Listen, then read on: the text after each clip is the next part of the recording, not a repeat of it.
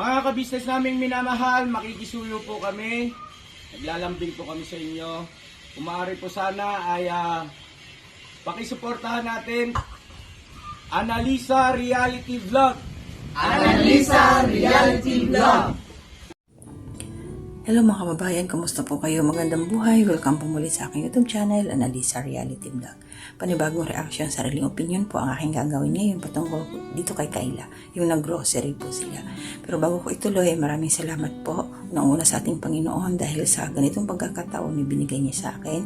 At salamat din po kay Pinuno Kabisnes, Kabisnes Official, at Kabisnes Family Channel po nila kay Papa Dins TV. Please support po natin. Nasa baba po ng aking screen ang kanilang account para madali niyo po mahanap para doon po sa mga baguhan pa lang.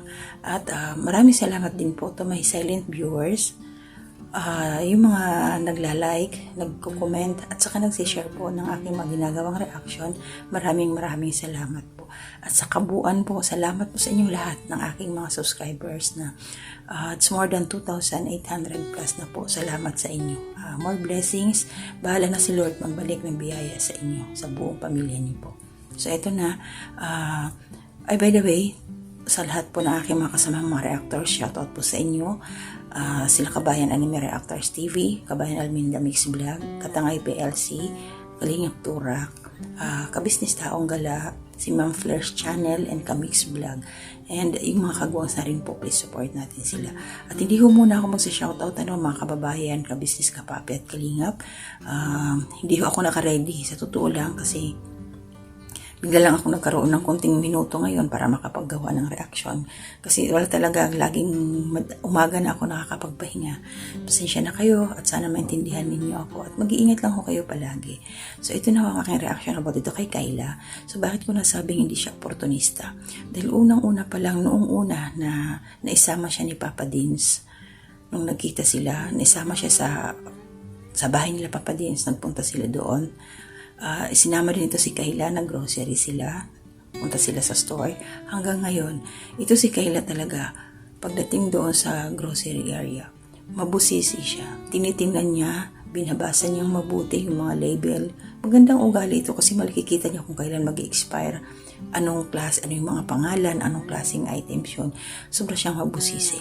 At dito nga nung nag-grocery sila, napansin ko doon, nakaguide sa kanya kasama si Junjun. Shoutout kay Junjun, yung isang EMS natin. Ano talaga siya, umiikot, naghahanap kung ano lang ang kanyang kailangan, yun lang ang kanyang kinukuha. Diba? Ang galing na Kayla. Kasi doon pa nung merong inaalok si Mrs. Kabisnes, I think sabon yata yun. Tapos sabi niya, ay hindi ko kailangan yan. O diba? Kasi kung tutuusin, pag iba katulad yan, dinala siya sa open store. Pwede siyang manguha ng kahit na ano. Kasi sinabihan naman siya, kuha ka lang kung anong gusto mo. Pero hindi niya ginawa yung gusto niya. Namili siya ng kailangan lang niya. Diba ang galing? Ibang klase ito talaga si Kayla. Napaka niya. Kaya nga sinabi kong hindi siya oportunista. So masasabi ko dito na totally, hindi naman siya yung isip niya, normal talaga. Sa dami nila, so ikot-ikot. So, si Kayla, nakakatuwa yung kanyang mga galawan, yung kanyang pag-uugali dahil hindi siya yung klase ng babae, ng tao na dampot lang ng dampot. Bahala na kung ano, hindi naman siya magbabayad. Hindi siya ganon. Kita niyo yung cart niya, kunti lang yung laman, kung ano lang talaga yung kailangan niya. Tapos, ayun nga, nung nagbabayad na sila, nakita din natin sa ibabaw ng counter. Kunti lang talaga, pa isa-isang item. May biscuits, mayroon pa siyang pang-ulam. So, yun. Diba? So, mapapansin natin yung kanyang pag-uugali na hindi siya nananamantala. Yun. Kaya hindi kasi yung oportunista. So, si Kayla, hindi siya nananamantala na pwede niyang kunin lahat kahit na ano dyan at hindi niya pwede siyang kumuha ng maraming items doon. Total, nandun na siya eh. Pinapakuha lang siya, diba? Open lang naman, pero hindi na ginawa yun. Kaya clap-clap sa'yo, Kayla. Sana tuluyan ka na nga gumaling para mas maging tawag dito. Pag magaling ka na ng tuluyan, mas marami ka pang magagawa na talagang as in para sa mula ng pinagdadaanan.